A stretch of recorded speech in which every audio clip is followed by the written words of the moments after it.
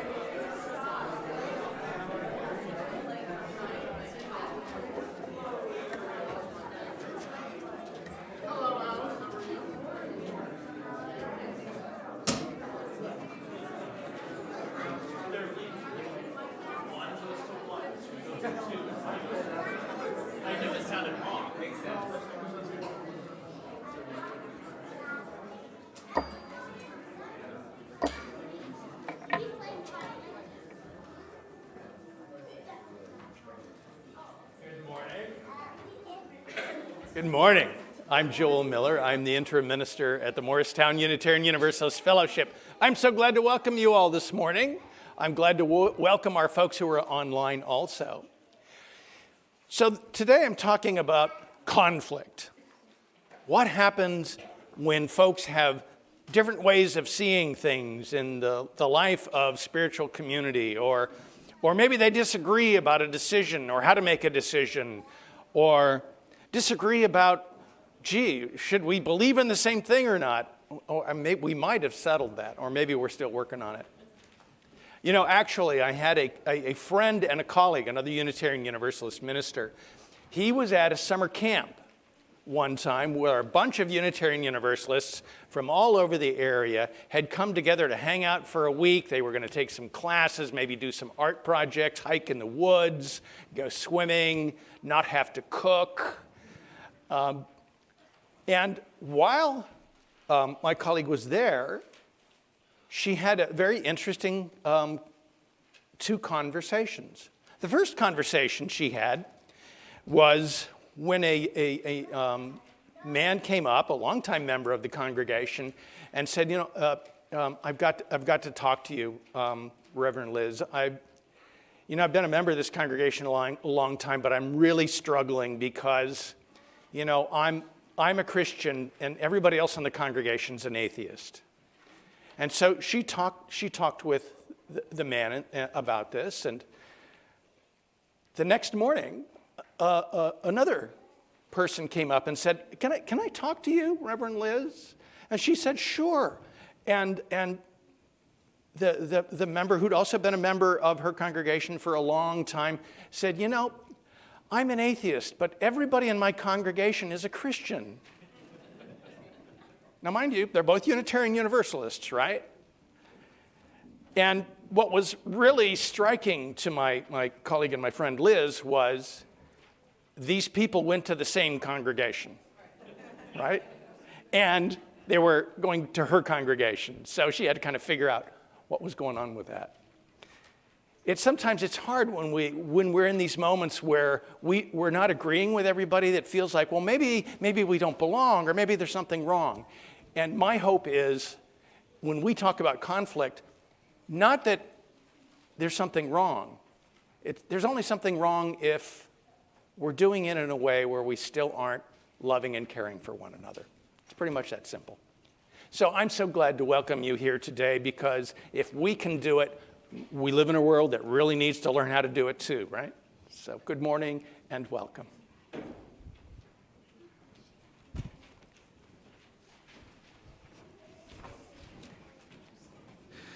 As we light our chalice, we say the words together.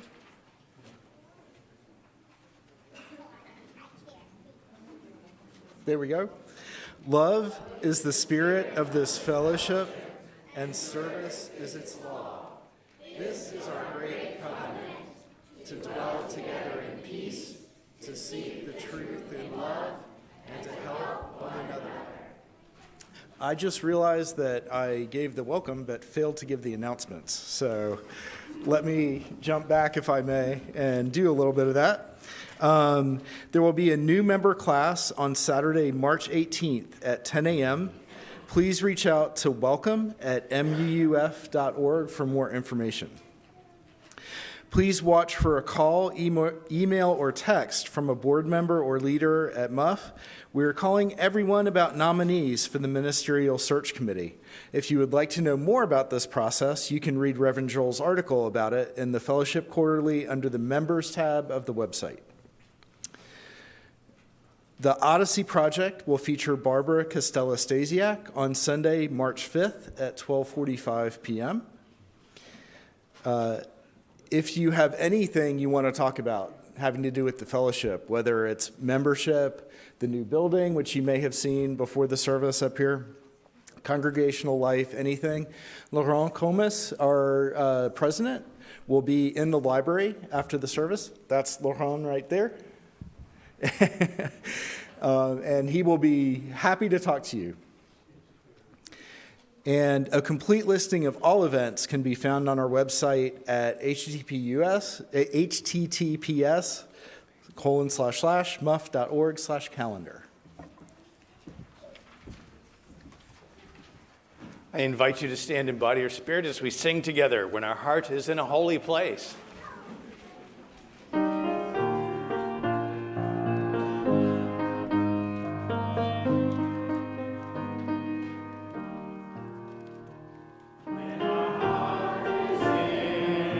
Holy place, when our heart is in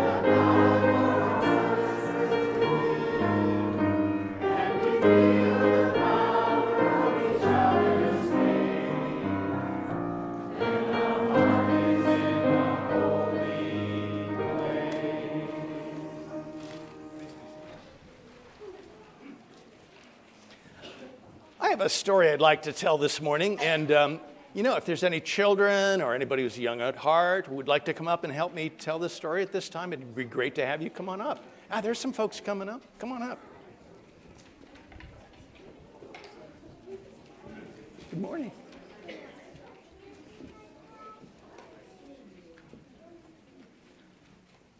Oh, I'm so glad you're all coming up. We just love having you all here. We're so glad you're here. The congregation has been here a long time. It's been here longer than I've been alive. And the folks of the congregation built the building and have songs and things we've been doing all of those years that we've been here as a part of the congregation of the Morristown Unitarian Universalist Fellowship.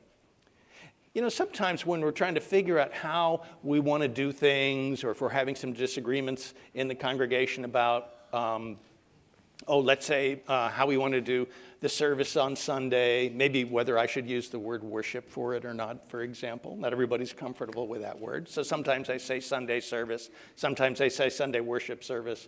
Depends sometimes on the congregation I'm in or what I'm thinking of in the moment. And sometimes people will wonder at church, why do we do the things that we do? And do we have to keep doing them? And it reminded me of a story once. I had a friend who had just bought their first house, and they were just learning to cook for themselves. And one day they just wanted to bake a ham just like their mom had made. And they got the ham, and they got the pan, same kind of ham. And she got the ham, and she put it in the pan, and it was just the right size, fit in, everything seemed okay. And she said, and then she remembered, her mom always cut the little ends off of each part of the ham. She was like, I wonder why we do that. It doesn't make sense. Why would I cut the ends off the ham? Well, she called her mom up and said, Mom, how come we cut the ends off the ham before we put it in? And her mom said, you know what? I don't know. My mom always did it. So she called her mom. And when she called her mom, she said, Mom, you know how we always cut the ends off of that ham that we would cook when we wanted to roast one of those hams? And her mother would say, oh, yeah, sure, we always do that. And the mom said, so, Mom, why do we cut the ends off? And the grandmother of my friend thought for a minute, and she said, you know what? I don't know. I'm going to call my mom. So she called her mom, who at that point was, living in the assisted living center. And she said, Mom, my granddaughter's making the ham, the baked ham, right? Oh, I'm so glad to hear that. But Mom, I don't understand one thing. Why do we cut the ends off the ham? Oh, because that way it fits into the pan.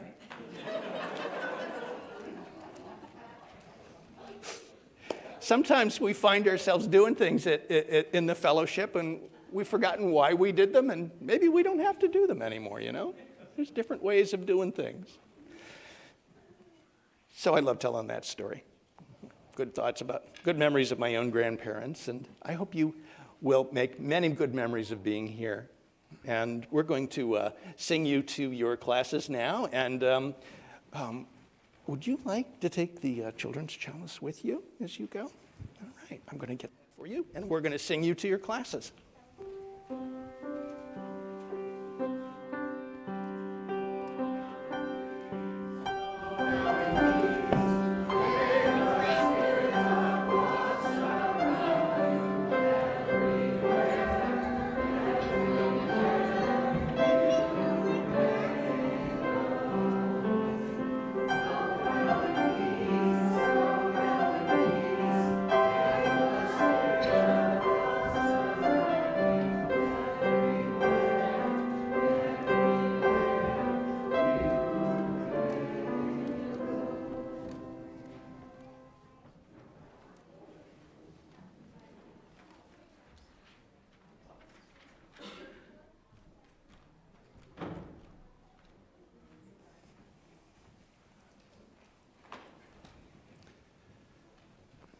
the wonderful sound of our children as they leave and tumble and run toward classes. It's a wonderful sound, the sound of the future. Life always in its transition too, they grow up so fast. Many transitions for us in these times. One transition I want to share this morning.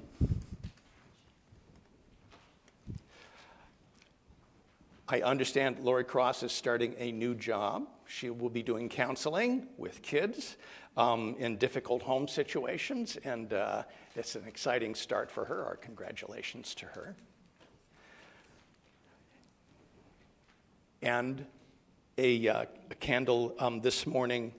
I light this particular candle for a member of the congregation who is in some significant struggles. This community is very important to this member, and I can't really say very much about it, but I can tell you that I know you matter a great deal to them, and it's very important that you're here.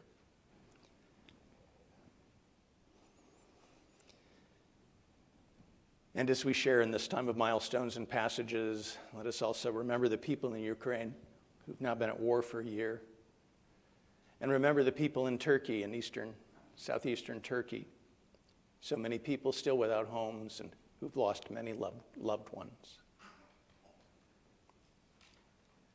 And in our time of passages and milestones, all of us come knowing that we will have or have had our own passages, our own milestones. And it is a practice like this that reminds us of the importance of community, the importance of sharing, of seeing and being seen.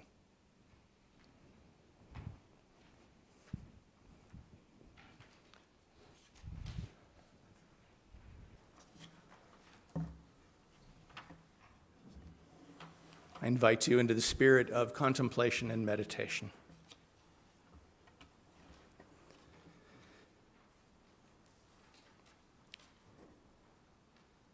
Two trapeze artists meet mid-swing for the catch, in between the liminal space, the space where we wait, the space in between moments, between events, between action and result.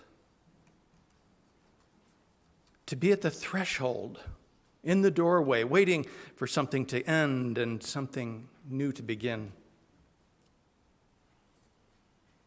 In between invitation and acceptance. In between symptom and diagnosis. In between send and receipt. In between love given and love received.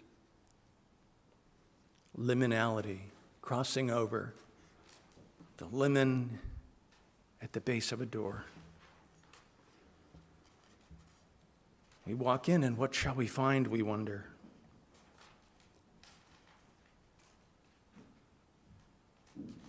We look back at what once was. We look forward into what becomes. We reach out, step in, travel through into something different. In between the lighting of the match and the kindling of oil or wax. In between choosing of text and reading of words. In between voices and notes carried through the air, heard by ears and mind. Creation moves ever forward. Communities change, maybe in revolt or slow persistence. Tradition may falter or carry forward. Leaders take charge and step down.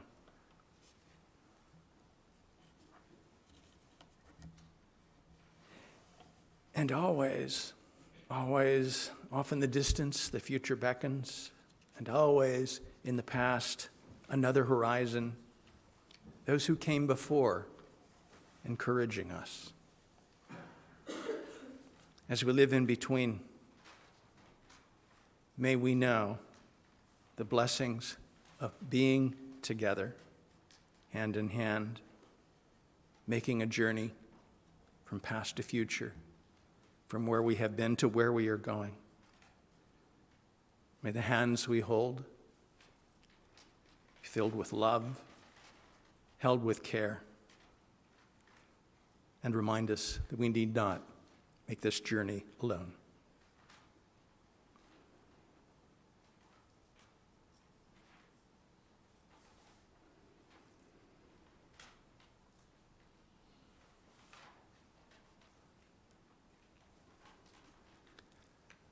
Amen. So be it. Blessed be.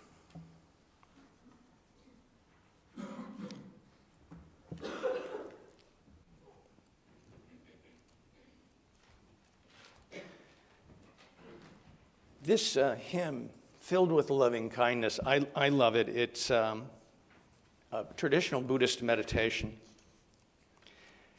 And here it's been set to music by a Unitarian Universalist. And I think always in those moments when I find my own perhaps impatience or even my own anger rising up, I find this a beautiful, grounding meditation that helps me be the person I want to be. And so why don't we sing it through once with the piano, and then let's see how it goes when we just sing it a cappella. I invite you to stand in body or spirit.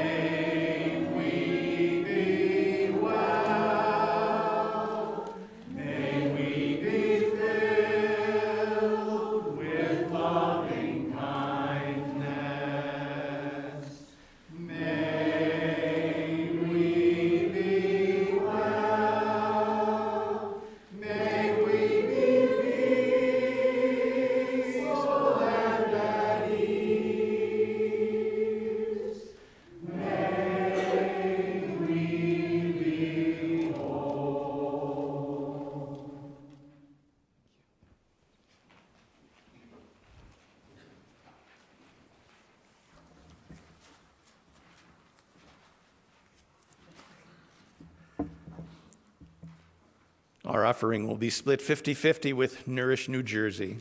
Nourish New Jersey creates lasting solutions to problems of hunger, homelessness, and poverty. Nourish New Jersey offers food, housing, work, readiness, medical, social, and educational services. And it does this 365 years a day. A year. Thank you. And it does it in a safe and caring environment. Free of charge, no questions asked. We will pass a basket here in person, or if you'd like, you can donate if you're viewing online or from your smartphone here, and the instructions are in the order service.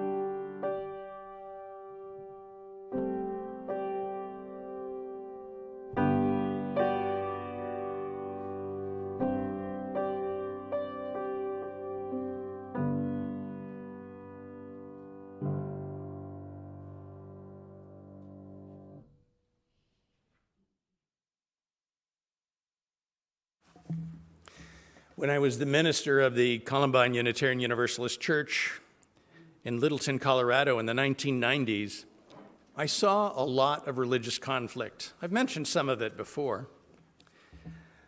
The congregation had a half dozen very large evangelical congregations. Religious tensions played out in the neighborhood, even with the children. Sometimes my children would start to make friends at school, and then their friends' parents would realize I was the local Unitarian Universalist minister, and they would forbid their children to play with or even talk with my children. Unitarian Universalists often talk about beloved community. It's something we seek for one another, ourselves, for the world around us. I believe in this beloved community so much, I've made it my life's work.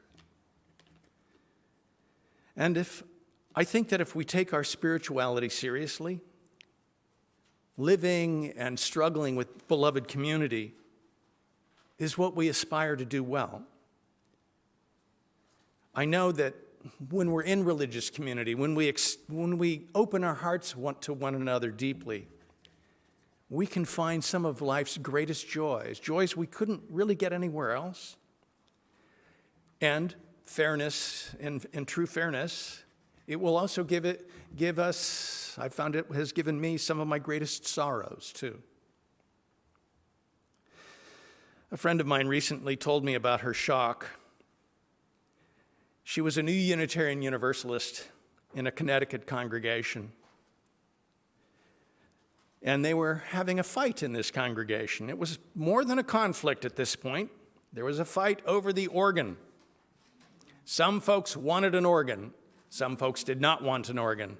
And the folks that wanted the organ sat on this side of the congregation in the morning, and the folks who didn't sat on the other side, and then they all looked at each other with, those dagger eyes.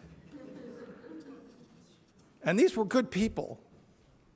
And my friend loved these people. She was confused and sad about what was happening. And new to this way of spirituality, she was concerned about what was happening and what it meant. What did this mean for her commitment to this particular beloved community? She met with the minister and she asked him, so what about our chalice lighting words? Words they said, I'm going to use their words, but they're very similar to the ones we share every Sunday morning.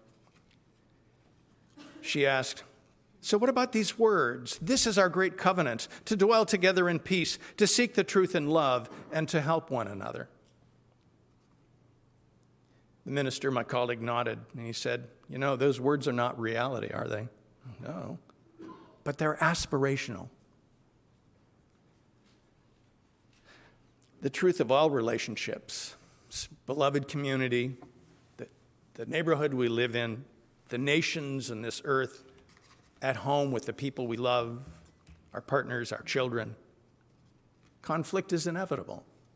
Conflict happens.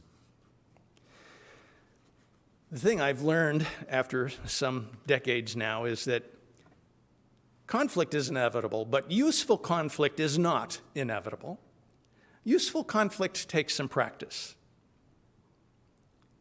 And as I got to thinking about useful conflict, I realized that for this morning I have two observations about the fellowship that I want to share with you.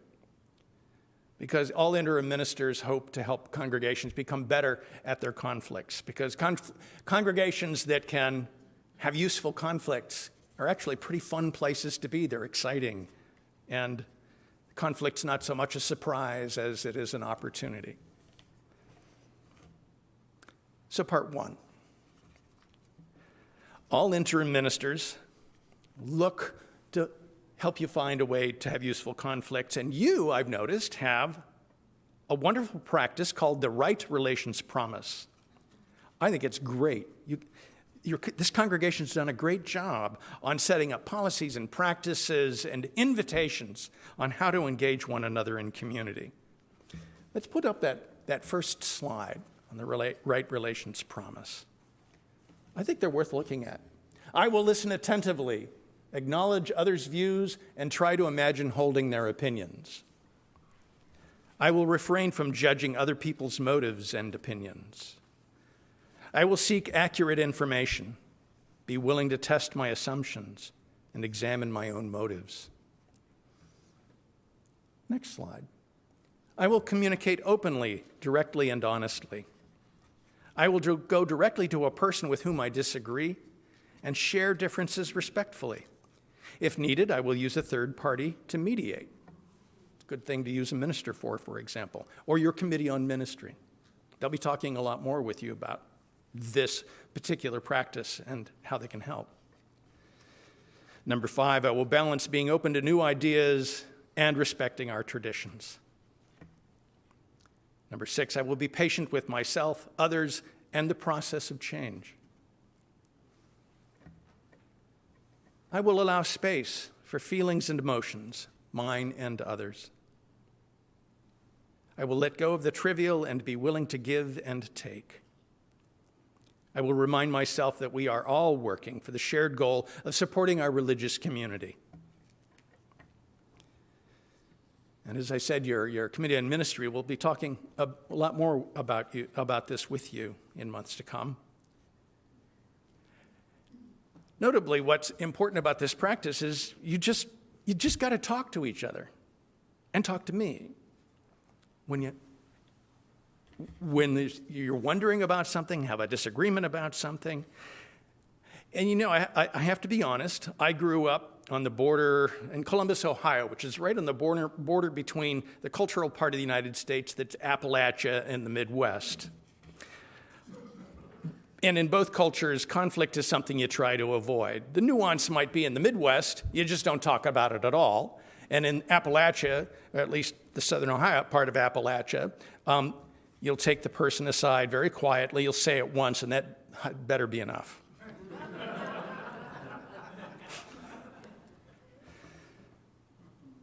Well, then I went into ministry.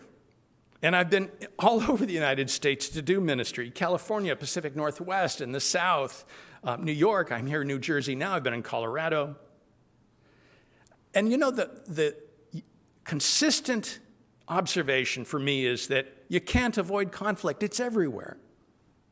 I've had it in my family. I've had it in every congregation. I've seen it in every congregation I've served. I've had it in every congregation I've served. I said God too much in a sermon, the word God. I didn't say God enough in a sermon or a prayer. It's life as a UU minister. Don't get me started on Mother's Day, by the way. Whew. You can't avoid it. In fact, we try to avoid it, and I know this because I've tried doing these things. So sometimes it just feels like, oh, I'll just go away, and I'm mad, I'll just go away and not even be a part of the place anymore. Or sometimes get into a fight and fighting over it, maybe a little over the top. Or most often, griping to a third person. I really hate what happened. That board made a terrible decision. I just think it's bad. And who am I talking to? A visitor or something like that? Am I talking to Laurent? No. That is not useful conflict. All useless. I found useful conflict, healthy conflict. And congregations get a little tired of interim ministers saying this, and all interim ministers do. Conflict is an opportunity. There's things that can be transformed when we have useful conflict. So, the right relations promise that was up there. How to do that? When I was a young minister, John Burens and I were talking a little bit about conflict, and he had this 4-step practice he recommended to me, and he recommended I talk to my congregation about it. He said, this is a great way to practice healthy communication in a Unitarian Universalist congregation. And it sounded like this. So you're somebody who's in conversation with your friend at your UU congregation, at your church, your fellowship, your congregation or society. We have a lot of different names historically for what we call ourselves, all good reasons. Regardless, when we're in talking with a friend, when we hear our friend complaining about the decision of the board, for example, or something the minister did or didn't say in the sermon last Sunday, our job is to ask them to get out of the triangle. Me, friend, board, minister. There's 3 people involved in a conversation that ought to be between 2 people, right? So listen, be supportive, and then having listened, ask your friend to then go directly to the minister, go to the board president, go to the other congregant, and talk directly with them. Second step in this, if they just don't feel comfortable or are really struggling to do that or how to do it, offer to go with them. I'll go with you. Laurent's a great guy. He's really friendly. Reverend Joel wants to hear your thoughts, or if you have something, if I've said something and you're upset with me, please come talk to me. But if it seems daunting to talk to a minister, bring a friend. You're talking with your friend, and they're talking about someone else, and you offer to go with them, and they say no. Third step, offer to at least pass the message on so that eventually you can get into a direct conversation. And at this point, if the friend you're talking to says, no, I don't really want to take that directly, short of there being a behavior problem on the part of the person we're going to talk to, like they would yell at you or react in an inappropriate way, I'm assuming the person would be open and practicing the right relations promise also. So if a friend is unwilling to go and talk to them at this point, then our obligation in step 4 here is to ask them not to talk about it. Please don't talk about it anymore, because it's not going to go anywhere. It's just going to end up sitting there, being an unresolved, unhealthy conflict. Now, I'm telling you this at this moment because it's one of the things you need to do, a practice you need to engage in to be ready for your next minister. When you have a search committee that goes out and is looking at ministers, interviewing ministers after they've talked with you a great deal to find out what you dream of and what you love, you'll need to be able to talk directly with that minister and expect them to ask you to talk directly to one another. And one of the things I can tell you after having served 10 congregations and been involved with half a dozen more is that it's a really terrible feeling when the people in a congregation complain about the minister or complain about me as minister, but they're not talking to me. Please talk to me. It's a terrible feeling. I can tell when folks in a congregation are upset with me or there's complaints, but I don't know who it is, and I don't know what it's about. And it just feels terrible, and it makes everything so much harder. I really got to thinking about this because just this past week, a member of the fellowship called me up and said, "Can we talk?" And I said, "Of course."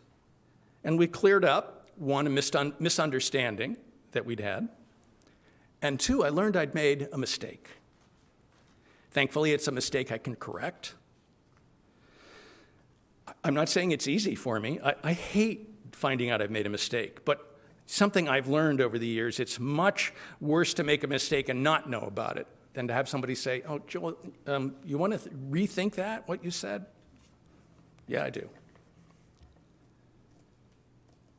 So my mantra in ministry is to say, the only thing worse than complaints is no complaints, because I know there should be complaints out there, and if I'm not hearing them, something's wrong. At the same time, please be kind.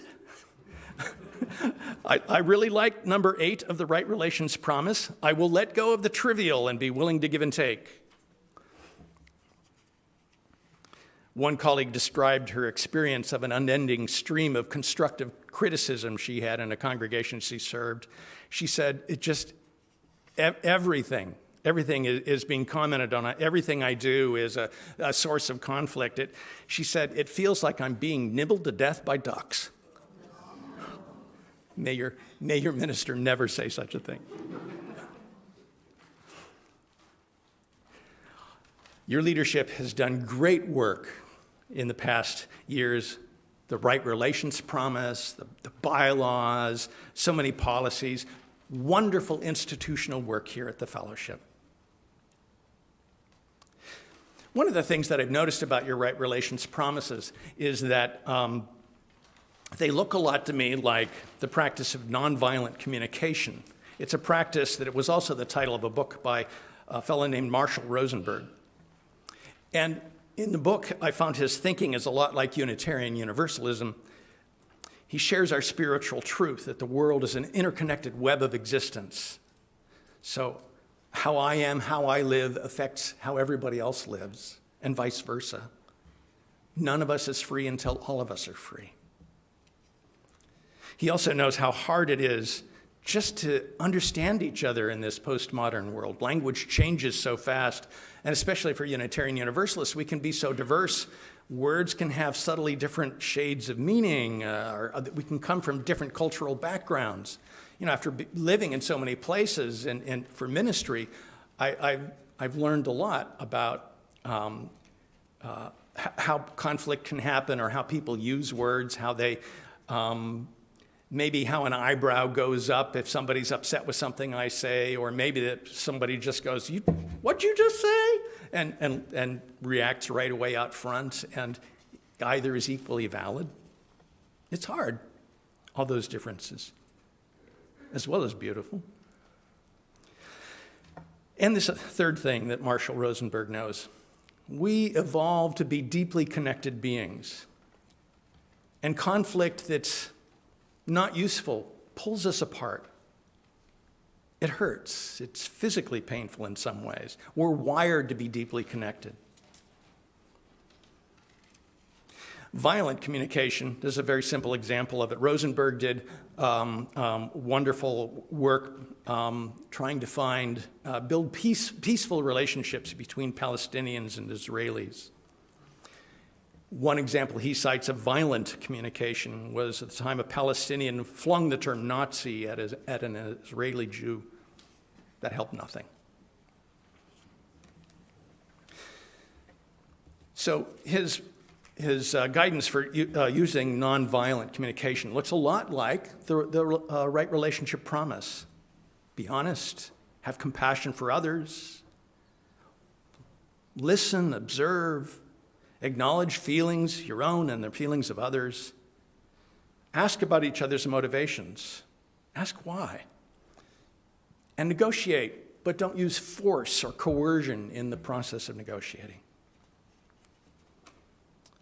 Or to put it really simply, when we see one another and we ask, "How are you doing?" we really mean it. "How are you doing?" And we stop and listen. Doesn't always work. It's not always easy. And sometimes I found there's a huge problem with the nonviolent communication that Rosenberg has described. Sometimes it gets a little lazy and it sounds a little bit like psychotherapy. "I see that you're angry. Are you angry?" "I am now." Also, there are problems that Black Unitarian Universalists or Brown Unitarian Universalists, Native American Unitarian Universalists have pointed out in Rosenberg's nonviolent communication, even with the 4 steps John Burens recommends. Even the right relations promise is vulnerable to this one dilemma.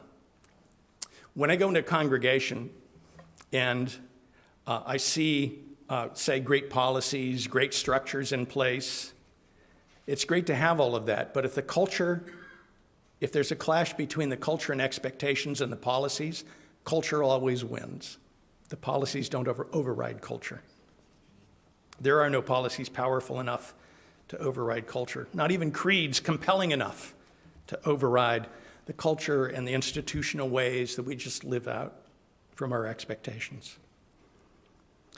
So the way that works, say there was a time that a group of Unitarian Universalists was trying to learn about Rosenberg's nonviolent communication method. And there were some black Unitarian Universalists, along with the white folks, the white Unitarian Universalists in this workshop. And all of a sudden, the black folks are accused of being too angry, too emotional. The white folks not quite understanding that their culture is not necessarily always the correct culture. Marshall Rosenberg describes himself, the problem, he didn't understand the problem. In fact, he completely misunderstood the limitations of nonviolent communications. Rosenberg said, "It's better to be guessing wrong about what a person's need is than it is to understand what they think." And I completely disagree. So this gets me to part 2, briefly, about conflict here at the Morristown Unitarian Universalist Fellowship. So one of the things I've noticed is that you're very conflicted about your size. You have the policies and the procedures of a mid-sized congregation. You have the culture of a fellowship of less than 100 members. You've had over 300 members, I know, for at least 12 years, probably 25, maybe even 50 years. Yet from your founding in the late 1950s with 60 or so people, your culture still functions as if you were the smaller fellowship. You can follow your right relations promise. You can use the nonviolent communication, but you're going to have some conflicts that seem to reappear over and over again. I noticed it when I arrived. No one here really feels that anything is decided till the board votes on it.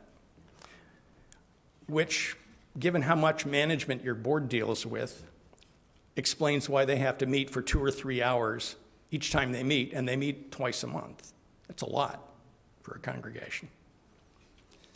I noticed you haven't changed your mission statement since 1993. A really good mission statement, I will say, especially for 1993, but it's unusual that you've hung on to it that long. I'll tell you that congregation size matters a lot. A congregation expert, Carrie Newhoff, writes, "The difference between small churches and bigger churches is the difference between mom and pop stores and large supermarkets. In a mom and pop grocery, mom and pop are the finance department, they're the staff, the advertising department, the stockers, they're the cashiers. They mop the floors, they order supplies, they do the books. They know all the customers. They may even know what a customer buys every week when they come in. At the Stop and Shop up the street, there's no mom and pop who do everything. It's a supermarket. It takes a specialized team to manage the store. There's a team of buyers. There's department managers. There's people that stock. There's people in the back office. There's the people who just do the cashiers, who serve as cashiers. And they all operate under a set of well-organized policies and procedures, and they have to. They're going to make any money. The general manager doesn't know all the customers, and everyone knows exactly what their job is and who has to make what decisions.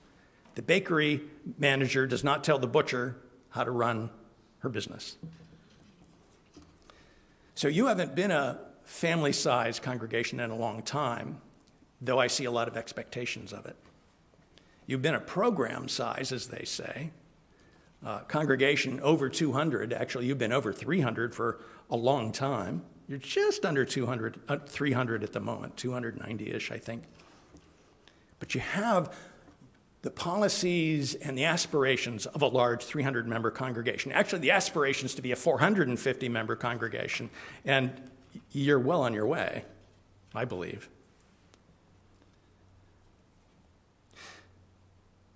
One last thing, as you're looking for your next minister, the thing about this particular tension is that I noticed that your minister is held accountable for a lot of things, but your minister's authority is pretty much limited to what the minister does on Sundays that they're in your pulpit. And I've noticed, not always, but sometimes really striking reactions if I offer an opinion on something operational outside of something pastoral or here in this moment of worship. I'll see folks get irritated.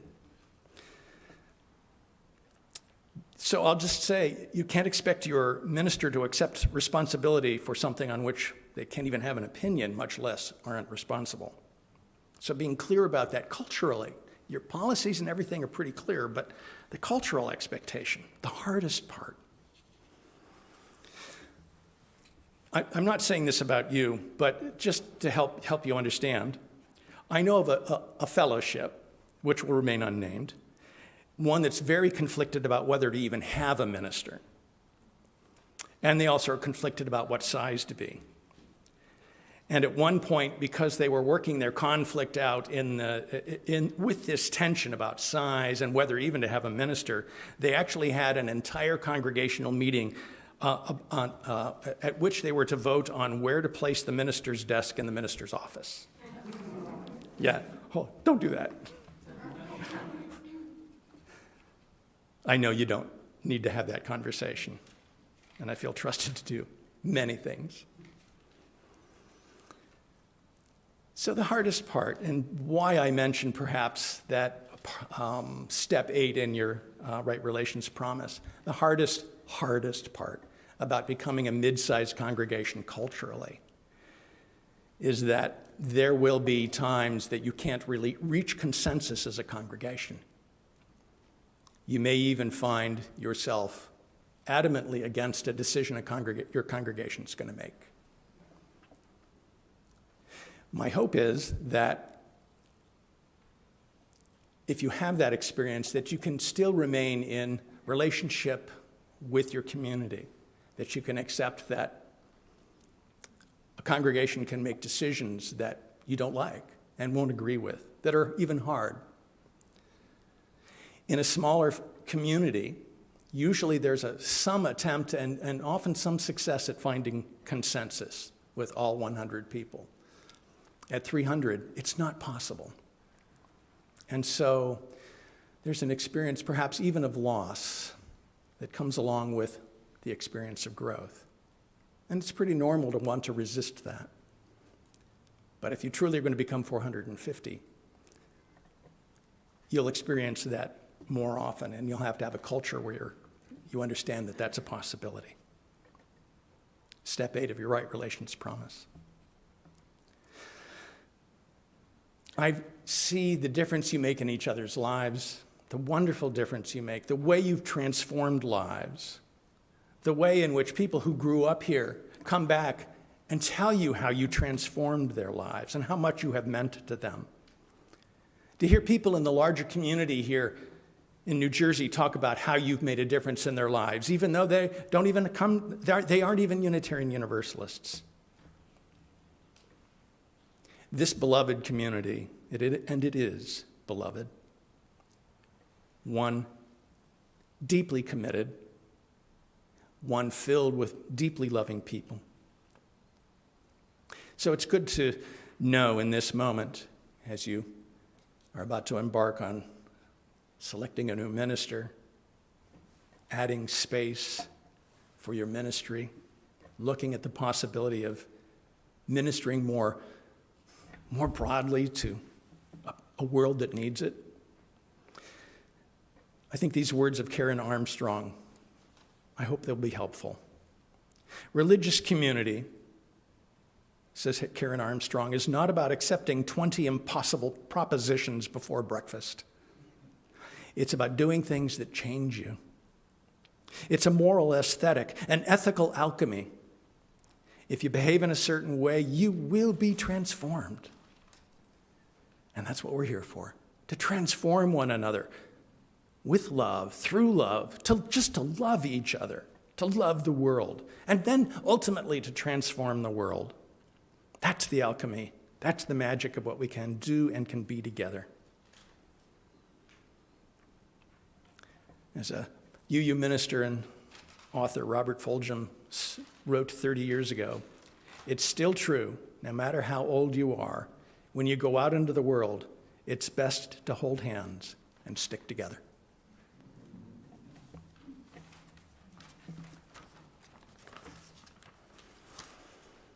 Let's sing number 201 together. Glory, glory. You don't really need the book for this. You don't really even need the music for it. Just I invite you to stand up and sing. Or you can sing in body or spirit. If you better to remain seated if you're online. Glory, glory, hallelujah.